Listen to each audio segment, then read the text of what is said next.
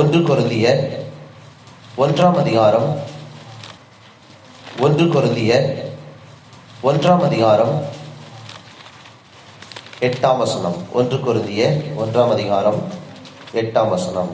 நம்முடைய கர்த்தராகிய இயேசு கிறிஸ்துவின் நாளிலே நீங்கள் குற்றம் சாட்டப்படாதவர்களாய் இருக்கும்படி முடிவு பரியந்தம் அவர் உங்களை செயற்படுத்துவார். தேவநாமம் மகிமைப்படுவதாக. 18ஆம் வசனம் வாசிங்க. சிலுவையை பற்றிய உபதேசம் கெட்டு போகிறவர்களுக்கு பைத்தியமாய் இருக்கிறது. ரட்சிக்கப்படுகிற நமக்கோ அது தேவ பலனாய் இருக்கிறது. தேவ நாமத்திற்கு மகிமை உண்டாவதாக. சிலுவையை பற்றின ஒரு உபதேசத்தை பரிசுத்த பவுல் சொல்லுவதை நாம் பார்க்கிறோம். பரிசுத்த ஆவியானவர் மூலமாக ஒரு சிலுவையின் உபதேசம் என்கிற ஒரு உபதேசத்தை நாம் என்ன செய்கிறோம்? இந்த புதிய ஏற்பாட்டிலே நாம் பெற்றுக் கொள்ளுகிறோம். அருமையான தேவனுடைய பிள்ளைகளே, சிலுவை ஒரு உபதேசமாக மாறுவதற்கு நம்முடைய ஆண்டவராகிய இயேசு கிறிஸ்து ஒரு காரணமாக அவர் இருந்திருக்கிறார். தேவ நாமத்திற்கு மகிமை உண்டாவதாக. சிலுவை ஒரு காலத்திலே அது மேன்மையானதாக இல்லை என்பதை வேதம் தெளிவாக நமக்கு சொல்லுகிறது. இயேசு கிறிஸ்து வாழ்ந்த அந்த காலகட்டத்தில் சிலுவை என்பது ஒரு சபிக்கப்பட்டதாக எல்லாராலும் சொல்லப்பட்டதாக நாம் வேதத்திலே பார்க்கிறோம். தேவ நாமத்திற்கு மகிமை உண்டாவதாக. சிலுவை என்பது ஒரு கொடூரமான ஒரு மரண கருவியாக அது ரோம அரசாங்கத்தினால் பயன்படுத்தப்பட்ட ஒரு கருவி. தேவநாமத்திற்கு மகிமை உண்டாவதாக. அதனால் சிலுவை என்பது ஒரு சாபத்துக்குரியது என்றுதான் அந்த நாட்களிலே அவர்கள் என்ன செய்தார்கள், நினைத்தார்கள். மிக கொடூரமான ஒரு தண்டனை என்று சொல்வோம் என்றால் அது சிலுவை மரணம். அதனால் சிலுவை மரணம் என்கிற அந்த அனுபவத்தை, சிலுவை என்றாலே அந்த காலகட்டத்தில் இயேசு கிறிஸ்து வாழ்ந்த அந்த காலகட்டத்தில் ரோம அரசாங்கம் கொடுக்கிற அந்த கொடூரமான அந்த தண்டனை சிலுவையின் தண்டனை. அதனால் சிலுவை என்கிற அந்த காட்சியை பார்த்தாலே இது சபிக்கப்பட்ட ஒரு அடையாளம் என்று அநேகர் என்ன செய்தார்கள், அதை பார்த்து பயந்தார்கள். அந்த சிலுவையினுடைய அனுபவத்தை இயேசு கிறிஸ்து அவர் வாழ்ந்த ஊழியம் செய்த காலகட்டத்தில் அவர் என்ன செய்தார்? சிலுவை குறித்து அவர் சொன்னார். என் சிலுவை எடுத்துக்கொண்டு என்னை பின்பற்றாதவன் எனக்கு சீசனாய் இருக்க மாட்டான் என்று சொன்னார். அப்பொழுதெல்லாம் அந்த சீசர்கள், இயேசு கிறிஸ்துவினுடைய சீசர்கள் பயந்தார்கள். என்ன பயந்தார்கள்? சிலுவை என்றாலே ஒரு சபிக்கப்பட்ட ஒரு அடையாளமாக அவர்கள் நினைத்துக் கொண்டிருந்தார்கள். அருமையான தேவனுடைய பிள்ளைகளே, அதனால் இயேசு கிறிஸ்து சிலுவையை குறித்து சொல்லுகிறாரே, இந்த சிலுவையை சுமக்க வேண்டும் என்று சொல்லுகிறாரே என்று சொல்லி அவர்கள் தன்னுடைய உள்ளத்திலே நினைத்திருக்கலாம். அருமையான தேவனுடைய பிள்ளைகளே, அதனால் சிலுவை என்பது இன்றைக்கு ஒரு உபதேசமாக மாறுவதற்கு இயேசு கிறிஸ்து காரணமாக அவர் காணப்படுகிறார். தேவநாமத்திற்கு மகிமை உண்டாவதாக. சிலுவை எவ்வளவு மேன்மையானது என்பதை நாம் வேதத்தின் வழியாக நாம் பார்க்க போகிறோம். தேவநாமத்திற்கு மகிமை உண்டாவதாக. அருமையான தேவனுடைய பிள்ளைகளே, இந்த உலகத்திலே கிறிஸ்துவ சமுதாயம் சிலுவையை அடையாள சின்னமாக மாற்றுவதற்கு இயேசு கிறிஸ்துவே காரணராக அவர் காணப்பட்டார். சிலுவை சபிக்கப்பட்டது என்பதை நாம் கலாத்தியர் புஸ்தகத்தினுடைய 3ஆம் அதிகாரம் 13ஆம் வசனத்திலே வாசிக்கிறோம். சிலுவை என்றால் அது சபிக்கப்பட்டதாக, சபிக்கப்பட்ட ஒரு அடையாளத்தோடு அது காணப்பட்டது. தேவநாமத்திற்கு மகிமை உண்டாவதாக. வாசிங்க. மரத்திலே தூக்கப்பட்ட எவனும் சபிக்கப்பட்டவன் என்று எழுதியிருக்கிறபடி கிறிஸ்து நமக்காக சாபமாகி. சிலுவை மரணம் என்கிற அந்த மரத்திலே தூக்கப்பட்ட எவனும் சபிக்கப்பட்டவன். அப்படி என்றால் அது சிலுவை சாபத்துக்குரியதாக இருந்தது. தேவநாமத்திற்கு மகிமை உண்டாவதாக. சாபத்துக்குரியதாக அடையாள சின்னமாக இருந்த அந்த சிலுவையானது இயேசு கிறிஸ்து அந்த சிலுவையை சுமந்தது நிமித்தம் அந்த சிலுவை ஜீவனுக்குரியதாக மாறினது. அல்லேலூயா. அருமையான தேவனுடைய பிள்ளைகளே, நம்முடைய வாழ்க்கையில் அநேக சாபத்துக்குரிய காரியங்கள் நம்முடைய வாழ்க்கையில இருந்ததை நாம் பார்க்கிறோம். தேவநாமத்திற்கு மகிமை உண்டாவதாக. நம்முடைய வாழ்க்கையில் நாம் மற்றவர்களால் இவர்கள் சபிக்கப்பட்டவர்கள், அதனால்தான் இவருடைய நிலைமை இப்படி இருக்கிறது என்று சொல்லி மற்றவர்கள் பேசுகிற நிலைமையிலே அருமையான தேவ பிள்ளைகளை நம்முடைய வாழ்க்கை காணப்பட்டது. இந்த உலகத்திலே வாழ்கிற மக்களை பாருங்கள். எத்தனையோ கோடீஸ்வரர்கள் இருக்கிறார்கள், எத்தனையோ கணவந்தர்கள் இருக்கிறார்கள். ஆனாலும் அவருடைய வாழ்க்கையிலே சாபம் மாறவில்லை, பாவம் மாறவில்லை. பலவிதமான கட்டுகள் அவருடைய வாழ்க்கையிலே மாறாத நிலைமையில் காணப்படுகிறது. நான் கண்ட ஒரு 2 மனிதர்களை குறித்து நான் சொல்ல முடியும். ஒரு மனிதர் தாம்பரத்திலே அவர்கள் என்ன செய்கிறார், வாழ்கிறார். அவர் மிகவும் ஐஸ்வர்யவான், கணவந்தர், அரசியல் செல்வாக்கு உடையவர். ஆனால் அவர் சாப்பிடுகிற ஆகாரம் வெறும் ஒரு கஞ்சி, கூழு. காரணம் என்னவென்றால் சரீரம் முழுவதும் வியாதி. அருமையான தேவனுடைய பிள்ளைகளே, அவர் சொல்லுகிற காரியம், எனக்கு இவ்வளவு செல்வங்கள் இருக்கிறது, இவ்வளவு காரியங்கள் காணப்படுகிறது, நல்ல ஒரு அழகான ஒரு பங்களா மாதிரி ஒரு வீட்டில் வாழ்ந்துட்டு இருக்கேன். ஆனால் நான் சாப்பிடுகிற ஆகாரத்தை பார்க்குறீங்களா பாஸ்டர், இதான் இந்த கஞ்சியை தான் நான் குடிக்கிறேன் டெய்லி. அருமையான தேவனுடைய பிள்ளைகளே, அது ஒரு விதத்திலே அவருடைய வாழ்க்கையில் எல்லாம் இருந்தாலும், மனித வாழ்க்கையில் எல்லாம் இருந்தாலும், மனிதனுடைய அவருடைய வாழ்க்கையினுடைய அனுபவத்தை பார்க்கும் பொழுது ஏதோ ஒரு விதங்களிலே அவன் சாபத்திற்குள்ளாக மாற்றப்பட்டு இருக்கிறான், சபிக்கப்பட்டவனாக வாழுகிறான். சபிக்கப்பட்ட நிலைமையிலே இந்த உலகம் காணப்படுகிறது. அதனால் உலகத்தில் வாழ்கிற எத்தனையோ இயேசு கிறிஸ்து அற்றதான நிலைமையில் வாழுகிற எத்தனையோ மனிதர்கள் சபிக்கப்பட்ட நிலைமையிலே என்ன செய்கிறார்கள், காணப்படுகிறார்கள். தேவ நாமத்திற்கு மகிமை உண்டாவதாக. சாபத்திலிருந்து விடுதலை இல்லை. காரணம், இயேசு அவருடைய குடும்பத்தில் இல்லை.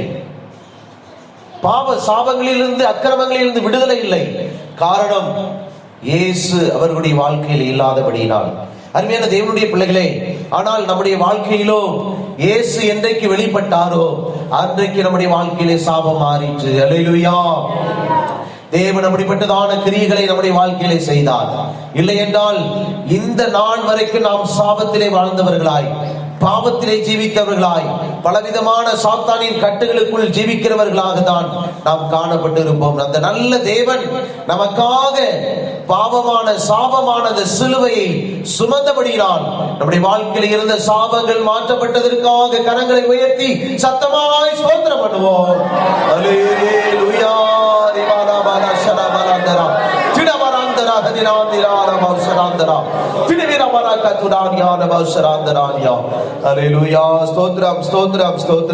அருமையான தேவனுடைய பிள்ளைகளே, இந்த உலகத்தில் தேவன் சாபத்தை ஜீவனால் நிரப்புகிறவர், சாபத்தை மாற்றுகிறவர், பாவத்தை மாற்றுகிறவர். நம்முடைய குடும்பங்களிலே காணப்படுகிற பலவிதமான நிலைமையை, சூனியமாய் கிடக்கிற அனுபவங்களை இயேசு மாற்றக்கூடியவர். அதனால் ஒரு சிலுவை இயேசு கிறிஸ்துவினுடைய காலத்தில் சபிக்கப்பட்டதாக எண்ணப்பட்டது.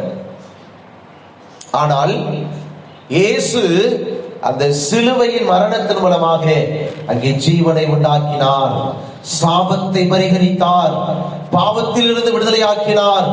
பலவிதமான சாபத்தின் வல்லமைகளிலிருந்து மனிதர்களை விடுதலையாக்கக்கூடியதான ஒரு ஜீவனுள்ள ஒரு அடையாளமாக அந்த சிலுவையை மாற்றினார்.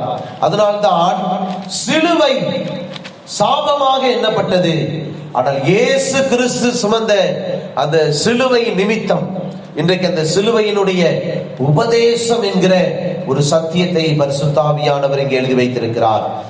சிலுவையின் உபதேசம் ஒரு மனிதனுடைய வாழ்க்கையில் அவனை கெட்டு போக விடுவதில்லை என்று நாம் என்ன செய்கிறோம், வாசிக்கிறோம். சிலுவை பற்றிதான உபதேசம் அநேகருக்கு எப்படி இருக்கிறது, பைத்தியமாக இருக்கிறது. அருமையான தேவனுடைய பிள்ளைகளே, சிலுவையினுடைய அந்த அனுபவம் எங்கே வந்தது என்று சொன்னால், இயேசு கிறிஸ்து அங்கே சிலுவை மரணத்தின் மூலமாக கர்த்தர் என்ன செய்தார், சாபம் என்கிற அந்த அடையாளத்தை மாற்றினார். நம்முடைய வாழ்க்கையிலும் சாபம் என்கிற அடையாளம் இருந்தது. இயேசு கிறிஸ்து என்றைக்கு நம்முடைய வாழ்க்கையிலே நம்முடைய குடும்பத்திற்குள் வந்தாரோ அந்த நாளிலே கர்த்தர் சாபத்தை மாற்றினார், ஜீவனுள்ள அனுபவத்தை கர்த்தர் கொடுத்தார். சகலத்தை மாற்றி ஜீவனுக்கு எதுவான கிரியைகளை நம்முடைய வாழ்க்கையிலே செய்தார். தேவ நாமத்திற்கு மகிமை உண்டாவதாக. அதனால்தான் ரட்சிக்கப்படுகிற நமக்கோ, யாரெல்லாம் தேவ பிள்ளைகள் சிலுவையை நோக்கி பார்த்தார்களோ அங்கே இருந்து ஜீவன் புறப்பட்டது, ரட்சிப்பு வந்தது, பாவங்களை மாற்றக்கூடிய வல்லமை சிலுவையிலிருந்து புறப்பட்டு வந்தது. காரணம், சிலுவையிலே தொங்கிக் கொண்டிருக்கிற இயேசு அவர் பரிசுத்தர். அப்படி இரத்தம் பரிசுத்தமானது. அந்த இரத்தத்தினால் மனிதன் என்ன செய்கிறான்? சாபத்திலிருந்து விடுதலையாக்கப்படுகிறான், பாவத்திலிருந்து விடுதலையாக்கப்படுகிறான், பலவிதமான வல்லமைகளில் இருந்து அவன் விடுதலையாக்கப்படுகிறான்.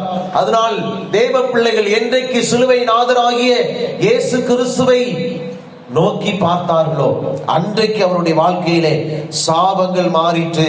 தேவன் நம்முடைய வாழ்க்கையிலே நிச்சயமாக பலவிதமான வல்லமைகள் இருந்து நம்மை விடுதலையாக்கி இருக்கிறார். எத்தனை பேர் நம்முடைய இருதயத்தில் உணர்றீங்க, ஆண்டவரே, நான் சிலுவை நாதராகிய உம்மை நோக்கி பார்க்காவிட்டால் என் வாழ்க்கையிலே இன்றைக்கு நான் பாவத்திலே ஜீவித்துக் கொண்டிருப்பேன், சாபத்திலே வாழ்ந்து கொண்டிருப்பேன். இந்த உலகம் என்னை ஒதுக்கி வைத்திருந்தது, இந்த உலகம் என்னை ஏளனமாக பேசினது, என்னுடைய வாழ்க்கையில பலவிதமான சூழ்நிலைகள் இருந்ததை நான் நினைத்து பார்க்கிறேன். ஆனால் என்றைக்கு சிலுவையை ஜீவனாய் மாற்றின அந்த இயேசு கிறிஸ்துவை நோக்கி பார்த்தேனோ அன்றைக்கு என் வாழ்க்கையில மறுவாழ்வை கர்த்தர் கொடுத்தார். அல்லேலூயா.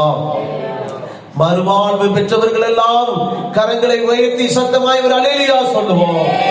அல்லேலூயா. அருமையான தேவனுடைய பிள்ளைகளே, அதனால் சிலுவை என்பது ஒரு மேன்மையான அடையாளமாக கர்த்தர் மாற்றினார்.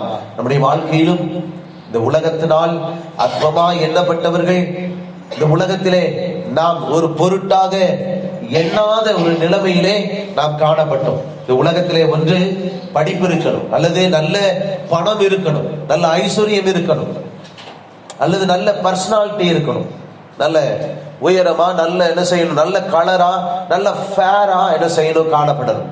பிரியமானவர்களே, அப்படிப்பட்ட ஒரு அனுபவம் இருந்தால் மனிதர்கள் நம்ம என்ன செய்வார்கள், தேடி வருவார்கள். காரணம், சவுல் என்கிற அந்த ஒரு மனிதன் மிக உயரமான ஒரு மனிதன். அவனை பார்த்த உடனே இஸ்ரவேல் மக்கள் எல்லாம் இவனை எங்களுக்கு ராஜாவாக மாற்றும் என்று என்ன செய்தார்கள், கோஷமிட்டார்கள். சாமுவேலை பார்த்து இவர்தான் எங்களுக்கு ராஜாவாக வேண்டும் என்று சொல்லி என்ன செய்தார்கள், அவர்கள் எல்லாரும் என்ன செய்தார்கள், சத்தமிட்டார்கள், இவரை இந்த சவுலை எனக்கு ராஜாவாக மாற்றும் என்று சொல்லி என்ன செய்தார்கள், எல்லாரும் அதை வாஞ்சித்தார்கள். காரணம், மிக உயர்ந்தமான, மிக சிவந்த ஒரு நிறம் உள்ள ஒரு மனிதன். அதனால் அவனை ராஜாவாக மாற்றுவதற்கு அநேகர் வாஞ்சித்தார்கள். தேவநாமத்திற்கு மகிமை உண்டாவதாக.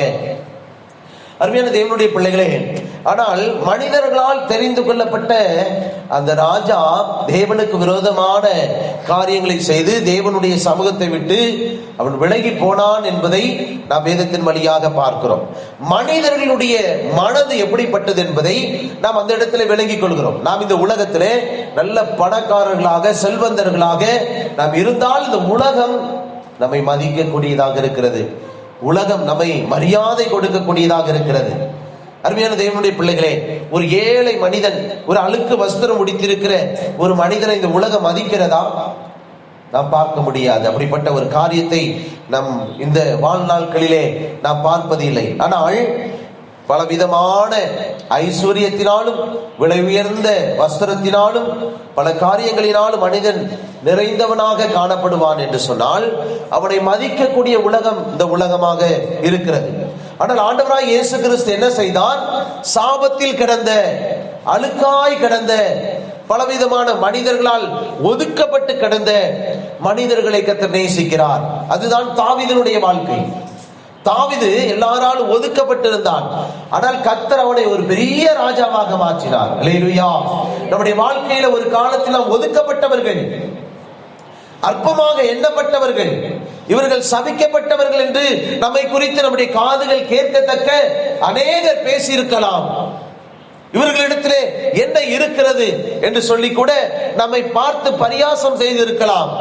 அருமையான தேவனுடைய பிள்ளைகளே, அது சாபமான ஒரு சிலுவை. ஆனால் என்றைக்கு இயேசு கிறிஸ்து நமக்காக சிலுவையிலே பலியானாரோ, அன்றைக்கு நம்முடைய வாழ்க்கை மாறினது.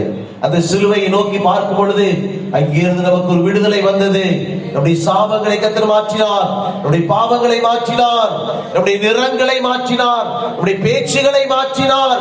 நாம் தேவனை துதிக்கிறவர்களாக நம்மை உயர்த்தினார். நம்முடைய வாழ்க்கையில் நாம் கொஞ்சம் கொஞ்சமாக ஆசீர்வதிக்கப்பட்டவர்களாக நாம் மாறினோம். ஆண்டவர் சொல்லுகிறார், புழுதியிலிருந்து ஒரு மனிதனை நான் தூக்கி எடுத்து ராஜாக்களோடு உட்கார வைக்கிறவர். அல்லேலூயா. அருமையான தேவனுடைய பிள்ளையே, அதுதான் இயேசு கிறிஸ்துவினுடைய சிலுவையின் மரணத்தில் உண்டாயிருக்கிறது. நம்முடைய வாழ்க்கையில் தேவ பிள்ளைகளாகிய நாம் அந்த ஆசீர்வாதத்தை பெற்றிருக்கிறோம். ஆண்டவரே, இந்த உலகத்தால் நான் மதிக்கப்பட்டவன் அல்ல, நான் மதிக்கப்பட்டவன் அல்ல, நான் ஒரு கணவந்தன் அல்ல, நான் ஒரு செல்வ சீமான் அல்ல, ஆனால் என்னை நீ நினைத்தீர் ஆண்டவரே. நான் சிலுவையை நோக்கி பார்த்த பொழுது, சிலுவையில் தொங்கின கிறிஸ்து இயேசுவாகிய உம்மை நோக்கி பார்த்த பொழுது என் வாழ்க்கையிலே ஆண்டவரே ஒரு மறுவாழ்வை தந்தீர், மலருகிற ஒரு வாழ்க்கையை தந்தீர், வாசனை வீசுகிற அனுபவத்தை தந்தீர், ஜீவனுள்ள வாழ்க்கை எனக்கு தந்தீர், நித்திய நம்பிக்கைக்குரியதான ஒரு வாழ்க்கையை தந்தீர். அந்த அன்புக்காக நன்றி என்று உள்ளத்தின் ஆழத்திலிருந்து நன்றியோடு நாம் ஸ்தோத்திரம் பண்ணுவோம். அல்லேலூயா. ஆமென். ஆண்டவரே ஸ்தோத்திரம், ஸ்தோத்திரம். அதனால்தான் சிலுவையை குறித்ததான அநேக பாடல்களை நம்மால் கேட்க முடிகிறது. சிலுவை எப்படி மேன்மையாக மாறினது? சிலுவையிலே தொங்கின இயேசு கிறிஸ்து சாபத்தை ஆசீர்வாதமாக மாற்றினார். இன்றைக்கு சிலுவை எல்லாராலும் போற்றப்படுகிறது.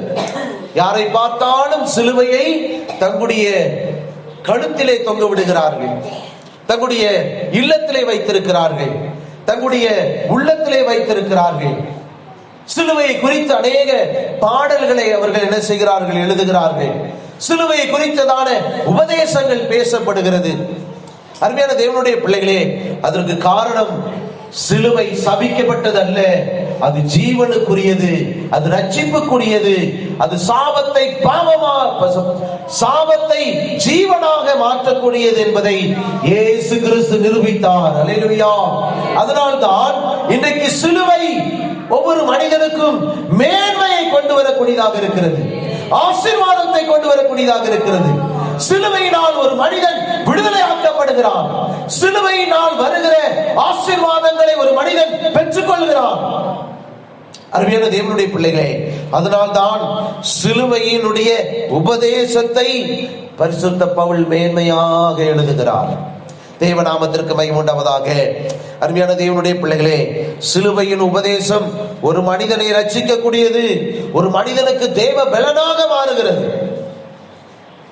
ஒரு மனிதனை புது வாழ்வுக்கு நேராக நடத்தக்கூடியது, ஒரு மனிதனுக்கு இயேசு கிறிஸ்துவுக்காக வாழக்கூடிய ஒரு புது பலனை கொடுக்கக்கூடியதாக இருக்கிறது. அதைதான் நாம் இந்த பிற்பகுதியிலே நாம் வாசிக்கிறோம். ஒரு மனிதன் சிலுவையை பார்க்காமல் சிலுவையினுடைய உபதேசத்தை பைத்தியம் போல எண்ணுவான் என்றால், இயேசு அவனுக்கு ஒரு பைத்தியம் போல காணப்படுவார் என்று சொன்னால், அது அவனுக்கு எப்படி இருக்கும்? பலனற்றதாய், ரட்சிப்புக்கு ஏதுவாக இல்லாததாய் அது காணப்படும். அதனால்தான் இந்த 1 கொரிந்தியர் 1 அதிகாரம் 18 வசனத்திலே வாசிக்கும் பொழுது, சிலுவையை பற்றின உபதேசம் கெட்டு போகிறவர்களுக்கு அது பைத்தியம், கெட்டு போகிறவர்களுக்கு பைத்தியமாய் இருக்கிறது. யார் இந்த உலகத்திலே கெட்டு போய் கொண்டிருக்கிறார்களோ, பாவத்திலே கெட்டு போய் கொண்டிருக்கிறார்களோ, சாபத்திலே கெட்டு போய் கொண்டிருக்கிறார்களோ, இந்த உலகத்தோடு அழிந்து கொண்டிருக்கிறார்களோ, அவர்களுக்கு சிலுவையில் தொங்கின இயேசு, சிலுவையில் தொங்கின அந்த இயேசு அல்லது சிலுவையின் அடையாளம் அது அவர்களுக்கு ஒரு பைத்தியம் போல தோன்றும். சிலுவையை குறித்து, சிலுவையில் தொங்கின இயேசுவை குறித்து கேட்கும் பொழுது இது ஏதோ ஒரு பைத்தியம் என்று சொல்லி என்ன செய்வார்கள்? நினைப்பார்கள். தேவ நாமத்திற்கு மகிமை உண்டாவதாக.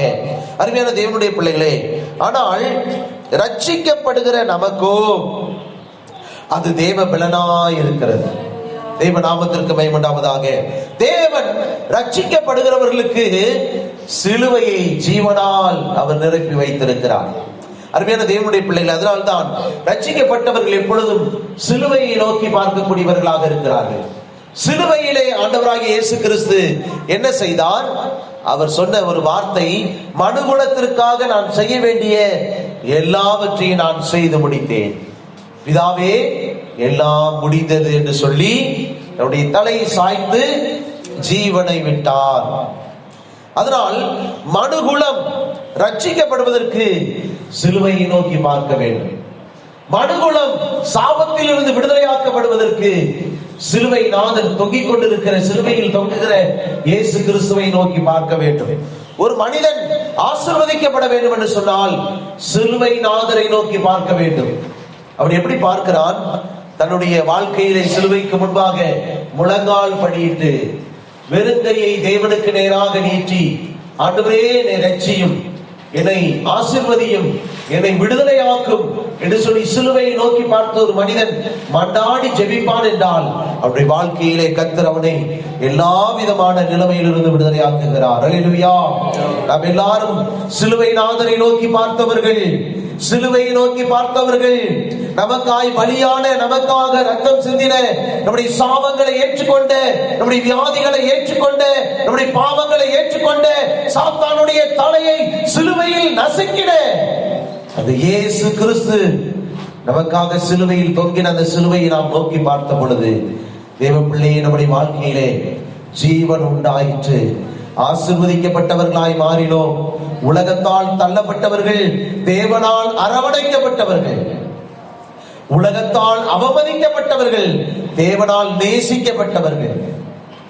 தேவன் அப்படியாக நம்முடைய வாழ்க்கையிலே ஜீவனுக்கு ஏதுவான கிரியைகளை அவர் செய்தார் என்று நாம் பார்க்கிறோம். தேவ நாமத்திற்கு மகிமை உண்டாவதாக. அதனால்தான் ரட்சிக்கப்பட்ட தேவனுடைய பிள்ளைகளுக்கு அது தேவ பலனாக என்ன செய்கிறது?